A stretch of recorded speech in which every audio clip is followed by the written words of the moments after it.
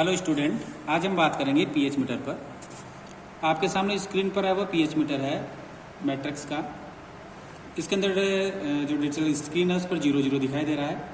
Keyboard पर आपके set pH 7 का एक की है, सेट 4 का की है और मोड का की है। इसके बाद में आप देखेंगे यहाँ पर पीएच मीटर पर इंडिकेशन है, स्टैंड बाई पर इंडिकेशन है, मिली वोल्ट पर इंडिकेशन है और एटीसी पर इंडिकेशन है। इसके साथ में इस पीएच मीटर के साथ में एक इलेक्ट्रोड जुड़ा हुआ है जो कि ग्लास इलेक्ट्रोड है, जो आप देख सकते हैं, जो कि पीएच मेजर करने में काम आता है। और इसके साथ में एक प्रोब जुड़ी हुई है जिसे बोलते हैं टेम्परेचर प्रोब। टेम्परेचर के वर्सेस ये पीएच आपको डिजिटल स्क्रीन पर आपको दिखाई देगा।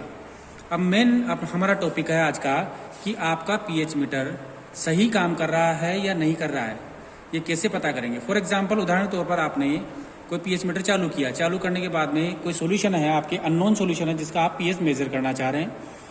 उदाहरण के तौर पर हम दें, आपके पास जो सॉल्यूशन है, अननोन सॉल्यूशन है आपके पास, ये कोई भी सैंपल का अननोन सॉल्यूशन हो सकता है। इसका आपको पीएच मेजर करना है और मेजर करने के बाद में आपको बताना है कि इसका पीएच कितना है। परंतु उसके अंदर एक ये इंपॉर्टेंट है कि आपका पीएच मीटर जो काम कर रहा है वो सही कर रहा है या नहीं कर रहा है, इसको आप कैसे चेक करेंगे। तो उसके लिए हम आपको इसका कैलिब्रेशन भी बताएंगे और पीएच सही काम कर रहा है इसके लिए कौन से सॉल्यूशन की रिक्वायरमेंट होती है और उसको कैसे बनाते हैं, हम आज उस वीडियो में बात करेंगे। तो पहले हम करते हैं कि जो आपका अननोन सॉल्यूशन है उसका पीएच कितना है। तो सबसे पहले हम बीकर में सॉल्यूशन लेंगे। आपको इलेक्ट्रोड का बहुत ध्यान रखना है। इसको इलेक्ट्रोड ग्लास इलेक्ट्रोड होता है, अगर ये कहीं टच हो जाता है तो ब्रेक होने के चांसेस होते हैं। तो सबसे पहले आप बीकर के अंदर अननोन सॉल्यूशन लेंगे। अननोन सॉल्यूशन लेकर के इसका पीएच मेजर करेंगे। फिर हम देखेंगे कि आपका पीएच कितना आता है और ये पीएच मीटर सही काम कर रहा है इसके लिए कौन कौन से सॉल्यूशन रिक्वायर हैं और उसको कैसे बनाते हैं, उसका कैलिब्रेशन कैसे करते हैं और सॉल्यूशन को बनाने का प्रोसीजर क्या है। तो सबसे पहले हम ये सॉल्यूशन है अननोन सॉल्यूशन जो हम बीकर में ले लेते हैं। हम इस सॉल्यूशन का पीएच मेजर करेंगे। तो हम इलेक्ट्रोड प्रोब और इलेक्ट्रोड को दोनों को डिप कर देते हैं इसके अंदर। 1 और 2 मिनट के बाद में कंप्लीटली डिप होना चाहिए इलेक्ट्रोड। 1 और 2 मिनट के बाद में आप इस मोड सेक्शन पे आएंगे। मोड सेक्शन पे आकर के जो इंडिकेशन है वो पीएच पर आप करेंगे। पीएच करने के बाद में आप देखेंगे कि जो डिजिटल स्क्रीन है उस पर पीएच जो दिखाई दे रहा है आपको हो रहा है 2.8। 2.8 का मीन्स है आपका जो सॉल्यूशन है वो एसिटिक रेंज में। पीएच का रेंज होता है वो 0 से लेकर के 7 तक होता है आपका एसिटिक रेंज। 7 रेंज होता है वो होता है आपका न्यूट्रल रेंज और 7 to 14 जो रेंज होता है, 8 to 14 रेंज होता है वो होता है बेसिक रेंज। अब सबसे इंपॉर्टेंट है ये 2.79 जो पीएच आया है वह बिल्कुल एक्यूरेट है या नहीं है। इसके लिए हम क्या करेंगे, आपको पीएच के बफर सॉल्यूशन बनाने पड़ेंगे। बफर सॉल्यूशन 7 पीएच का बफर सॉल्यूशन बनाना पड़ेगा, 4 पीएच का बफर सॉल्यूशन बनाना पड़ेगा और तीसरा है आपका 9 पीएच का बफर सॉल्यूशन बनाना पड़ेगा, जो कि पीएच के कैलिब्रेशन के यूज में आते हैं। अब हम बात करते हैं पीएच के बफर सॉल्यूशन की, कि बफर सॉल्यूशन कैसे प्रिपेयर करते हैं।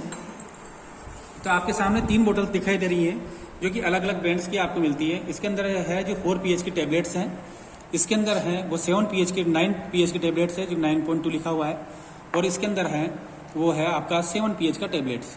अब एक तो टेबलेट्स के रूप में आती है बफर और दूसरा आता है कैप्सूल्स के रूप में, जो कि कैप्सूल्स यहाँ पर दिखाई दे रहे हैं। अब इनको कैसे बनाना है, सबसे पहले आपको 100 ml का वॉल्यूमेट्रिक फ्लास्क लेना है। 100 ml का वॉल्यूमेट्रिक फ्लास्क लेने के बाद में आपको जो ये बफर कैप्सूल या टेबलेट्स हैं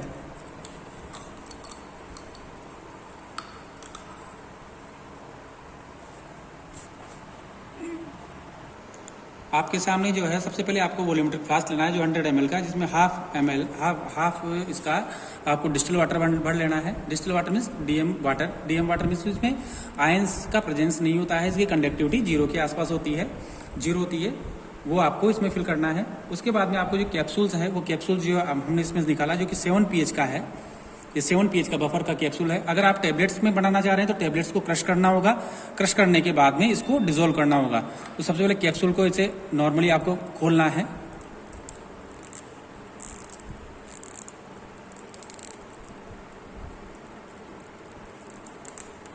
ये कैप्सूल खोलने के बाद में आपको, ये कैप्सूल खोल लिया आपने,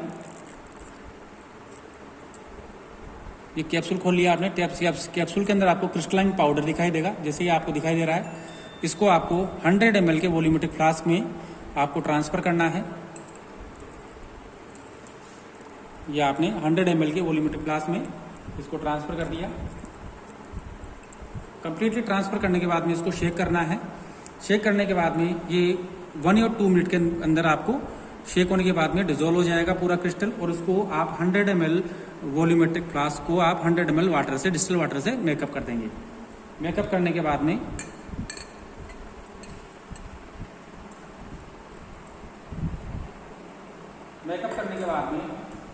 आपको जो सोल्यूशन मिलेगा वो आपको मिलेगा 7 pH का बफर सोल्यूशन, जो आपको दिखाई दे रहा है। 7 pH का बफर सोल्यूशन आपको बन करके तैयार हो गया। अब इस 7 pH के बफर सोल्यूशन से आप ये देखेंगे कि आपका जो pH मीटर है वो प्रॉपर रूप से वर्क कर रहा है या नहीं कर रहा है, क्योंकि 7 pH का बफर सोल्यूशन को आप अगर pH मीटर पे लगाएंगे तो आपका जो रीडिंग होगा, डिजिटल स्क्रीन पर जो रीडिंग आएगा वो 7 दिखाएगा। अगर 7 दिखाता है तो इसका मीन्स आपका pH मीटर है वो प्रॉपर रूप से वर्किंग कर रहा है। अब हम क्या करेंगे, एक बीकर लेंगे, बीकर में 7 pH का बफर सोल्यूशन डालेंगे, देन pH इलेक्ट्रोड को डिप करके फिर वापस देखेंगे कि ये प्रॉपर pH मीटर आपका वर्क कर रहा है या नहीं कर रहा है। तो सबसे पहले हम pH मीटर को स्टैंड बाय पे कर लेते हैं। स्टैंड बाय का है, स्टैंड बाय पे कर लिया आपने इंडिकेशन। देन उसके बाद में एक बीकर लेते हैं,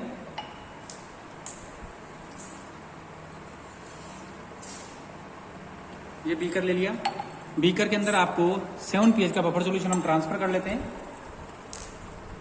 ये 7 pH का बफर सोल्यूशन है, ये 7 pH का बफर सोल्यूशन है। 7 pH के बफर सोल्यूशन को आपको इस pH इलेक्ट्रोड को बाहर निकालना है, प्रॉपर्ली इसको वॉश करना है।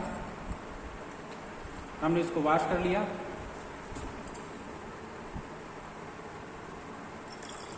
इसको प्रॉपर्ली वॉश करना है। वॉश करने के बाद में 7 pH के बफर सोल्यूशन में आपको इसको डिप करना है। डिप करने के बाद में इसको शेक करना है। शेक करने के बाद में 1 और 2 मिनट के बाद में आपको वापस आप pH मीटर पे जाएंगे और मोड सेक्शन में जा करके इंडिकेशन pH पर करेंगे। ये इंडिकेशन pH पर है। अब आपका जो pH का जो मेजरमेंट है वो दिखा रहा है 6.5, अर्थात आपका जो pH मीटर है प्रॉपर्ली वर्किंग कर रहा है, क्योंकि आपने 7 pH का बफर सोल्यूशन बनाया है। तो इसमें आपका एनालिटिकल एरर भी हो सकता है, पाउडर जो है कंप्लीटली डिजोल्व हुआ या नहीं हुआ ये आपको देखना है। तो धीरे धीरे आपका ये जो डिजिटल स्क्रीन पर जो है pH का जो इंडिकेशन, जो pH है इसका जो 7 के आसपास 7 आ जाएगा, 6.9 अर्थात 7 के आसपास आ जाएगा। इसका मतलब है आपका जो pH मीटर है प्रॉपर्ली रूप से वर्किंग कर रहा है, और आपका जो सॉल्यूशन में आपने जो pH मेजर किया है वो प्रॉपर्ली 2.8 आपने जो मेजर किया था वो बिल्कुल सही है। आप अपनी रिपोर्ट्स के अंदर वो मेंशन कर करके फर्दर एनालिसिस के रूप में आप इसको यूज में ले सकते हैं। तो आज हमने देखा कि आप pH मीटर कैसे ऑपरेट करते हैं। दूसरी बात है pH मीटर के कैलिब्रेशन के लिए कौन कौन से सॉल्यूशन बनाए जाते हैं, और तीसरा है हमारा कि pH मीटर प्रॉपर वर्क कर रहा है, इसका हमने कैसे पता लगा सकते हैं। तो सबसे पहले इसी प्रकार जिस प्रकार 7 pH का बफर सोल्यूशन बनाया है आपको, उसी प्रकार आपको 9 pH का बफर सोल्यूशन बनाना है, और देन 4 pH का बनाना है, और आपको pH मीटर को कैलिब्रेट करके और उसका यूज लेना है। बिना कैलिब्रेशन की आपको pH मीटर ऑपरेट नहीं करना है। तो आज की वीडियो में इतना ही। Thank you.